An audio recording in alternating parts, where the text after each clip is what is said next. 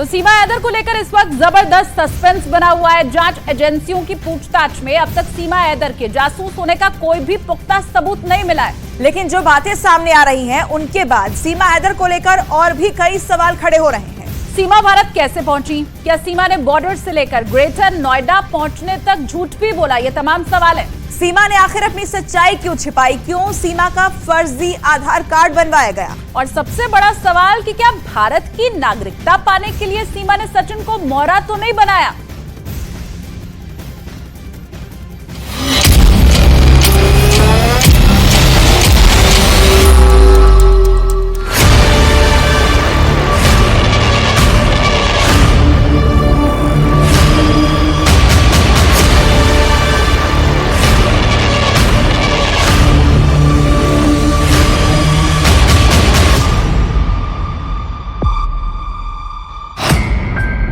सचिन, सीमा और सस्पेंस।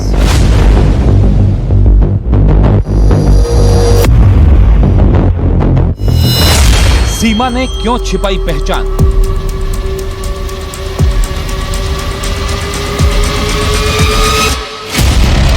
कैसे बना सीमा का फर्जी आधार कार्ड?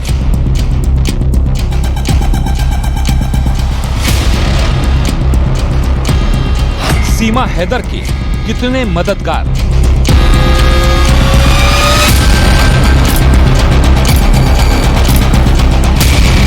क्या है सीमा हैदर का असली मकसद? इस वक्त सीमा हैदर केस पूरी तरह से सस्पेंस बना हुआ है। जांच एजेंसियों को सीमा के जासूस होने का कोई सबूत नहीं मिला, लेकिन सीमा जो थ्योरी बता रही है उसका भी अब तक कोई पुख्ता प्रमाण नहीं है।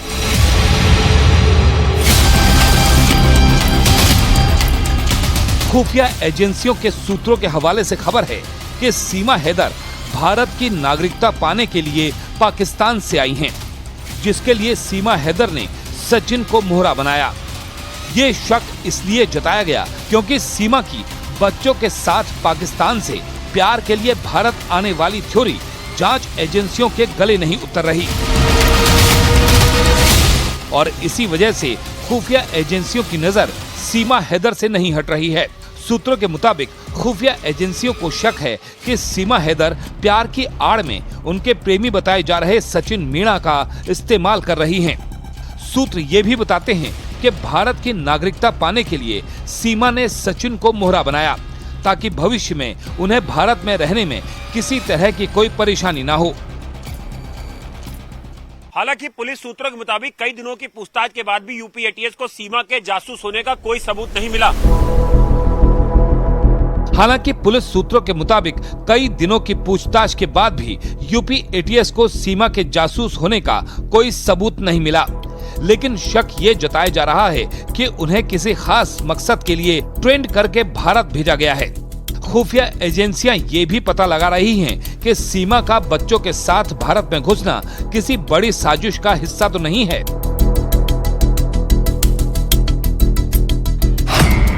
सूत्रों के मुताबिक महिला सीमा गुलाम हैदर ने पाकिस्तान में रहकर भारत आने की पूरी रिसर्च की थी। उसने नेपाल से भारत जाने वाले कुल 8 बॉर्डर के बारे में पूरी जानकारी जुटाई ताकि उसे पता लग सके कि किस बॉर्डर पर कितनी चेकिंग होती है और भारत नेपाल के मौजूदा वक्त में रिश्ते कैसे हैं।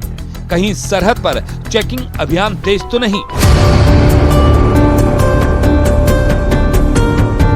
जांच एजेंसियों की पूछताछ में ये बात साफ हो चुकी है कि सीमा हैदर बेहद ही शातिर दिमाग की है। भले ही एजेंसियों को सीमा के जासूस होने का अब तक कोई सबूत नहीं मिला हो, लेकिन शक की सुई अब भी सीमा हैदर के इर्द गिर्द घूम रही है, क्योंकि सीमा गुलाम हैदर को भारत नेपाल की सरहद पर एसएसबी के होने की जानकारी थी। सीमा पहले सुनोली बॉर्डर से होकर भारत में दाखिल होना चाहती थी, लेकिन दावा है कि किसी तीसरे शख्स ने इस बॉर्डर पर ज्यादा खतरा होने का हवाला देकर उन्हें उस बॉर्डर को क्रॉस न करने की सलाह दी थी। सुनौली और रक्सौल बॉर्डर को लेकर दावा किया जाता है कि वहां सुरक्षा बलों का सख्त पहरा है। ऐसे में सबसे ज्यादा चलने वाले बॉर्डर सिद्धार्थनगर को आखिर में सीमा गुलाम हैदर ने चुना था। एक बॉर्डर ऐसा था जहां से वो आसानी से जा सकती थी, और वो था सिद्धार्थनगर बॉर्डर।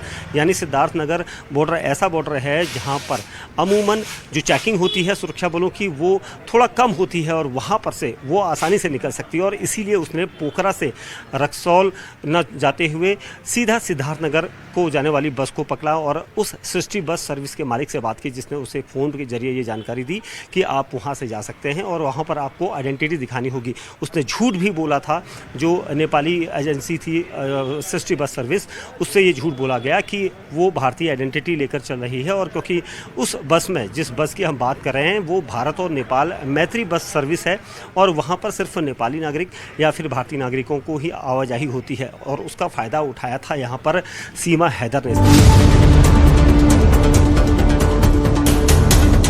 नेपाल से भारत आने की सीमा हैदर की प्लानिंग सेट थी, इसलिए वो काठमांडू में रुकने के बजाय पब्लिक ट्रांसपोर्ट से सीधे पोखरा पहुंची। पोखरा में फर्जी आईडी पर कमरा लेकर रात बिताई और इसके बाद वो मिशन बॉर्डर एंट्री में लग गई और भारत में दाखिल होकर सचिन मीणा के घर तक पहुंच गई। खास बात यह है कि जब सीमा से उनकी पहचान पूछी गई तो उन्होंने अपनी ससुराल ग्रेटर नोएडा में होने का दावा किया, इसलिए किसी को उन पर शक नहीं हुआ। अब देखिए, सीमा हैदर ने जिस तरह से भारत में एंट्री की है, उससे इतना तो साफ लगता है कि भारत आने के लिए सीमा ने तैयारी पूरी की थी। सीमा हैदर के पास नेपाल और भारत के बॉर्डर की एक एक जानकारी मौजूद थी। सीमा को यह भी पता था कि उन्हें कहां पर रोका जा सकता है और कहां से सुरक्षित वो भारत में दाखिल हो सकती हैं। अब तक आपने जो रिपोर्ट देखी, अब आपको इसका अगला हिस्सा दिखाते हैं। सीमा हैदर मामले की पड़ताल के दौरान न्यूज 18 की टीम ने भारत नेपाल मैत्री बस सेवा के एक अधिकारी से बात की, जिन्होंने सीमा हैदर के भारत में अवैध तरीके से दाखिल होने पर जांच की मांग की। उन्होंने ये भी शक जताया कि सीमा ने किसी की मदद से बॉर्डर पार किया होगा, जिसे इस बात की पूरी जानकारी होगी कि किस बॉर्डर पर कितनी चेकिंग होती है। उसको एसएसबी के चेक करने के बाद फिर आगे जाके एप्लीकेशन है, वहाँ उसको पासपोर्ट या उसका वीजा दिखाना पड़ेगा। टीकाराम का दावा है कि यूपी के सिद्धार्थनगर के साका बॉर्डर पर लोगों की चेकिंग कम होती है और इसी का फायदा उठाकर सीमा वहां से भारत में आसानी से दाखिल हो गई। इस बीच सीमा हैदर मामले की जांच के दौरान यूपी एटीएस की टीम ने उत्तर प्रदेश के बुलंदशहर से पवन मीणा और पुष्पेंद्र मीणा नाम के दो भाइयों को हिरासत में ले लिया।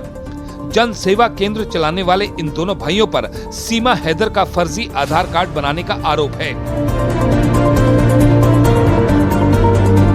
सूत्रों के मुताबिक पुलिस को सीमा के पास से 3 आधार कार्ड मिले थे। आरोप है कि आधार कार्ड बनवाने के लिए फर्जी दस्तावेज का इस्तेमाल किया गया। पुलिस की एफआईआर के मुताबिक करीब 1.5 महीने तक सीमा हैदर रबूपुरा में सचिन के साथ किराए के एक मकान में रही। सूत्र बताते हैं कि इस दौरान सचिन ने सीमा का फर्जी तरीके से बुलंदशहर के एक जनसेवा केंद्र से आधार कार्ड बनवाया था।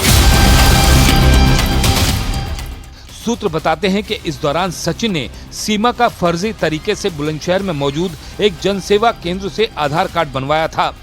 आरोप है कि जनसेवा केंद्र चलाने वाले पुष्पेंद्र और पवन ने सचिन मीणा के आधार कार्ड और दूसरे दस्तावेजों में छेड़छाड़ की थी। इसका पता चलते ही यूपी एटीएस की टीम ने जन सेवा केंद्र चलाने वाले पुष्पेंद्र और पवन को हिरासत में ले लिया। कुल मिलाकर सीमा की पूरी थ्योरी सस्पेंस से घिरी हुई है, जिस पर जांच एजेंसियों को बिल्कुल भी यकीन नहीं हो रहा।